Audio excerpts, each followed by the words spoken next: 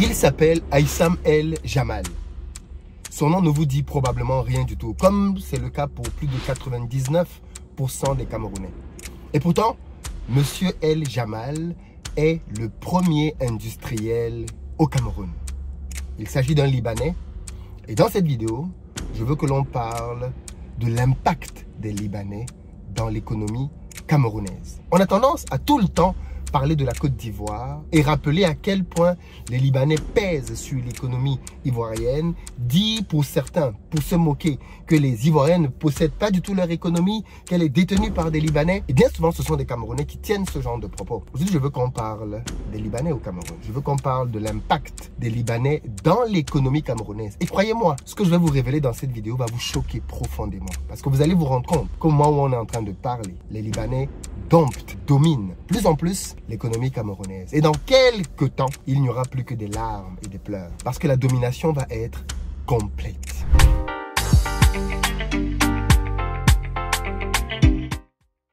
Salut à toi, bienvenue sur ma chaîne, moi c'est Philippe Simo. Et si je te parle de business, parce que c'est avec ça qu'on va développer le continent africain.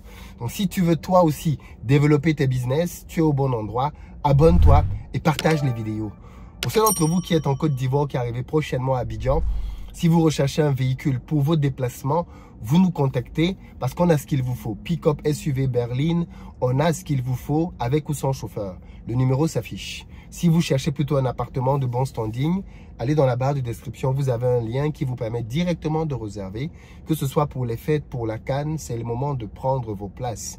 Et puis enfin, si vous voulez devenir propriétaire, sachez que nous construisons des maisons que vous pouvez visiter tous les samedis à partir de 15 h à Bingerville.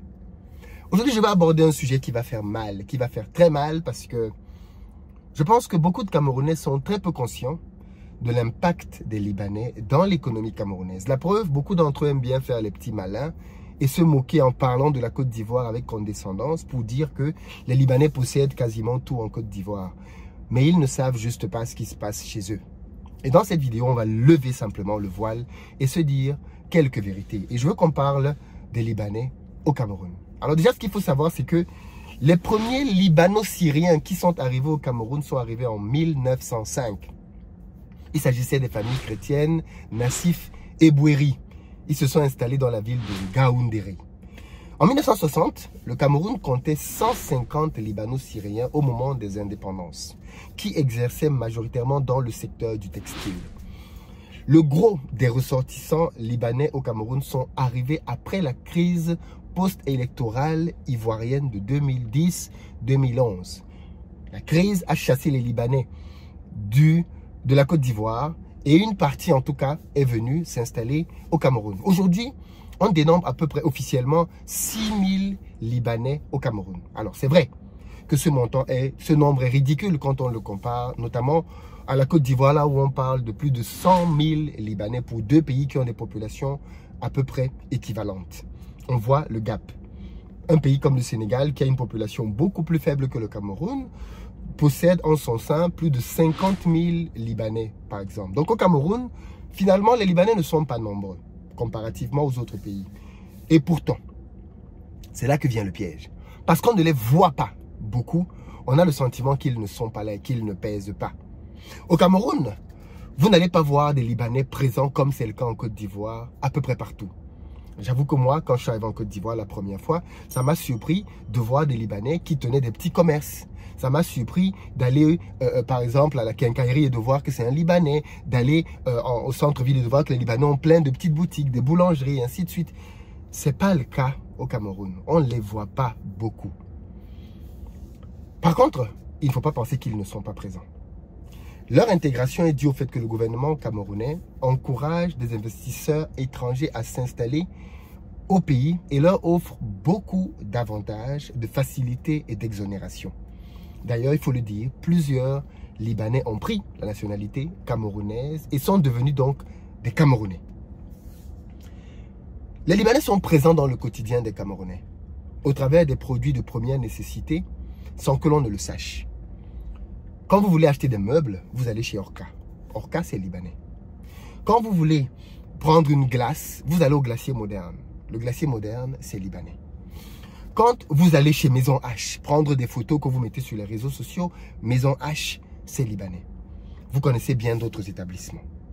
Par contre, dans le quotidien de la ménagère, quand vous prenez de l'huile, du savon, de l'eau minérale, bien souvent, vous prenez des produits libanais. Même des boissons, vous prenez des produits libanais. Je n'ai pas envie de citer de marques pour ne pas leur faire de la publicité. Mais la plupart du temps, les produits du quotidien de la ménagère sont des produits qui sont faits par des Libanais. En réalité,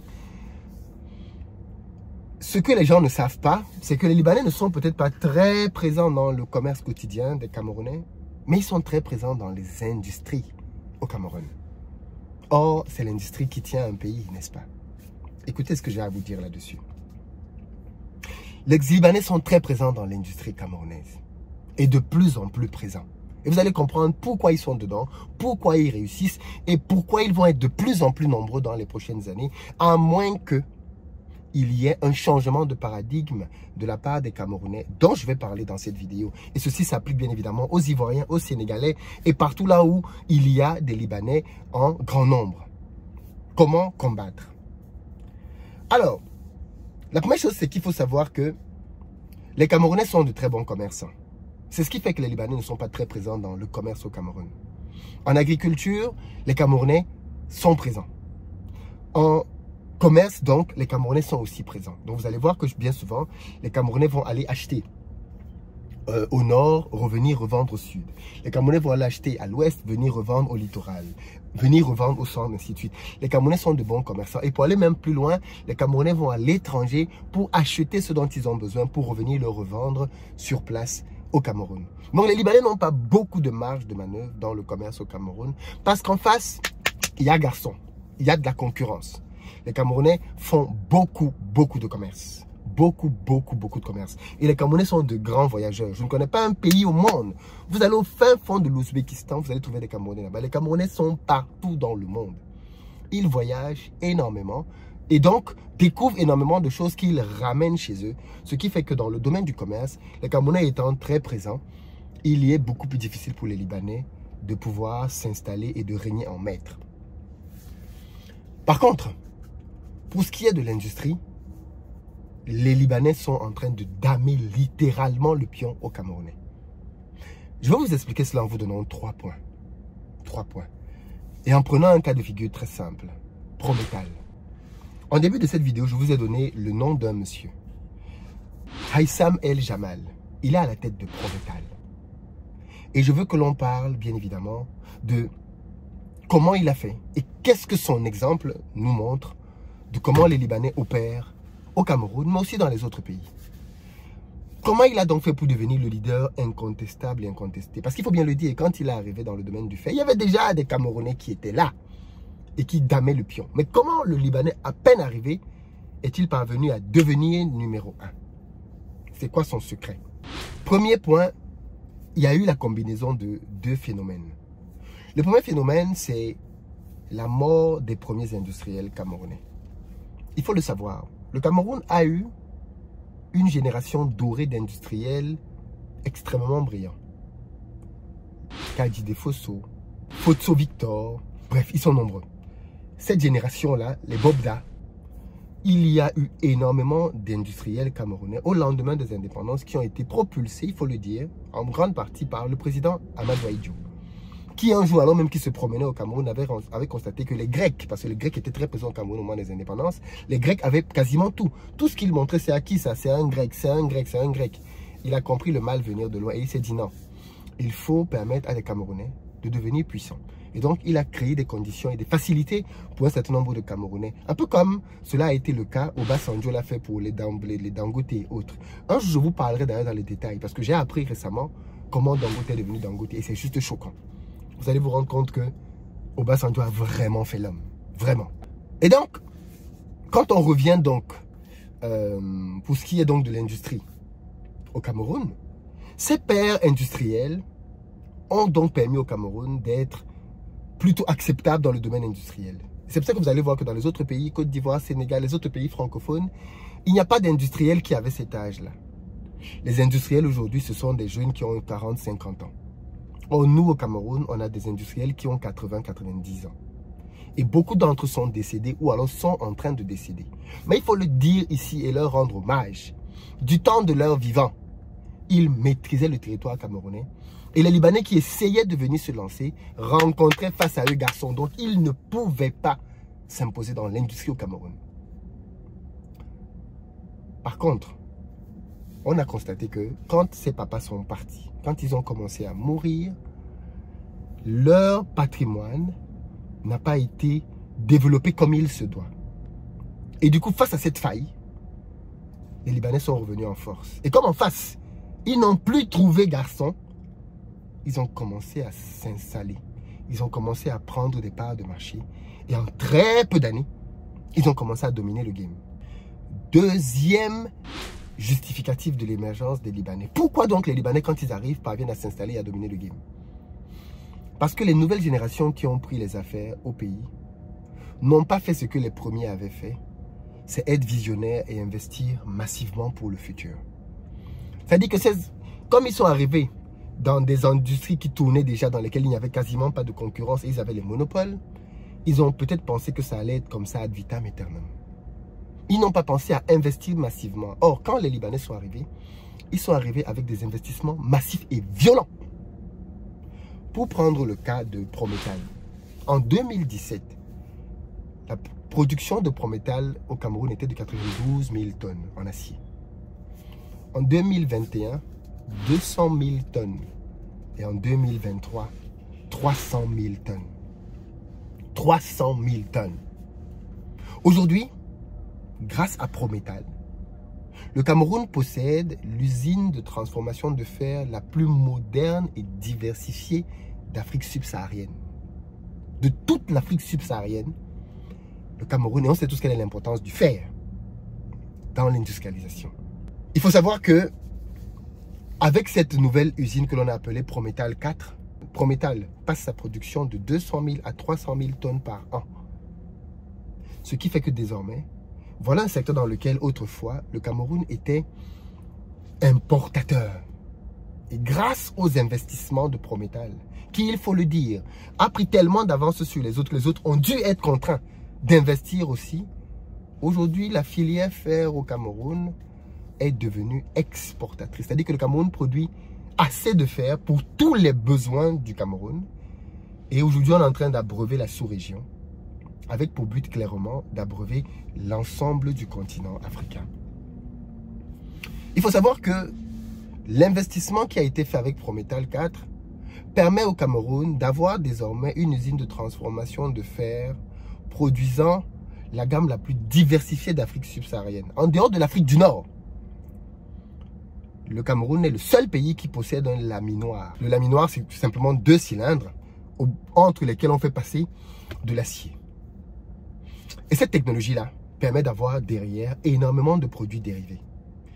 Et en ayant dans un laminoir au Cameroun, Prométhal a fait un investissement, tenez-vous tranquille, de plus de 40 milliards de francs CFA. 40 milliards de francs CFA. Ce qui nous amène au troisième point. Les 40 milliards de francs CFA ont été soutenus par un consortium de banques locales. Donc, il n'a pas allé prendre l'argent au Liban. Ce sont des banques camerounaises, ou du moins installées au Cameroun, qui ont financé l'investissement là-dedans. Le troisième point donc, qui justifie donc cette émergence, c'est le fait que les acteurs locaux ne travaillent pas ensemble. Les acteurs locaux ne travaillent pas ensemble. Plutôt que de se mettre ensemble, de trouver le moyen d'être fort. Parce que je ne suis pas sûr qu'il y ait beaucoup d'entreprises camerounaises qui toutes seules peuvent lever 40 milliards toutes seules. Eh bien, s'ils se mettent à 2 ou à 3, c'est possible. Donc, les gens qui étaient dans ce secteur avant que Prométhal n'arrive auraient pu s'entendre et créer une joint venture pour empêcher à la concurrence de venir. Parce qu'en fait, il faut comprendre que il y a des secteurs dans lesquels, quand tu te lances, c'est très difficile de te faire concurrence. Par exemple, quelqu'un qui vient aujourd'hui sur YouTube et qui veut se lancer dans le domaine du business, quand il voit l'avance qu'on a su investir au pays, c'est décourageant parce qu'il se dit, mais wow, à quel moment je vais devenir leader? C'est quasiment pas possible. Et bien dans le domaine industriel, c'est la même chose. Quand tu es leader dans un secteur, tu dois creuser l'écart De telle sorte que quand un investisseur arrive, quand il voit l'avance que tu as pris, il se dit non, c'est même pas la peine d'aller essayer de faire concurrence avec lui. Le gars a déjà mangé tout le game. Mais comme nos industriels n'avaient pas cet écart-là, qui n'avaient pas fait certains investissements, dans plusieurs secteurs, les Libanais sont arrivés, ont mis l'investissement sur la table, ont du jour au lendemain dépassé les Camerounais et ont commencé à créer un fossé. Voilà donc comment les Libanais sont en train de dominer l'industrie au Cameroun. Ce que je dis là dans le domaine du fer est valable dans le domaine de l'huile. Je vous ferai une vidéo pour vous parler de Maya, aujourd'hui de Novia, son concurrent, deux Libanais, qui à eux deux ont 85% du marché de l'huile au Cameroun. Et ce que je vous dis là dans le domaine de l'huile est valable dans d'autres secteurs. La force de l'industrie, c'est que quand tu consommes un produit, tu ne sais même pas de qui est le produit que tu consommes. Tu ne sais pas qui est derrière. Ça donne un pouvoir énorme pour les gens discrets. Voilà donc la réalité, les amis. Les Libanais sont en train de dominer le game industriel au Cameroun. Et ça va aller de mal en pis. À moins que, troisième point, les Camerounais se mettent ensemble et fassent des investissements massifs. Qu'ils ne se contentent pas des résultats et des victoires d'hier, mais qu'ils réalisent qu'ils peuvent et qu'ils doivent compétir à fond. Dites-moi ce que vous en pensez. Très bientôt.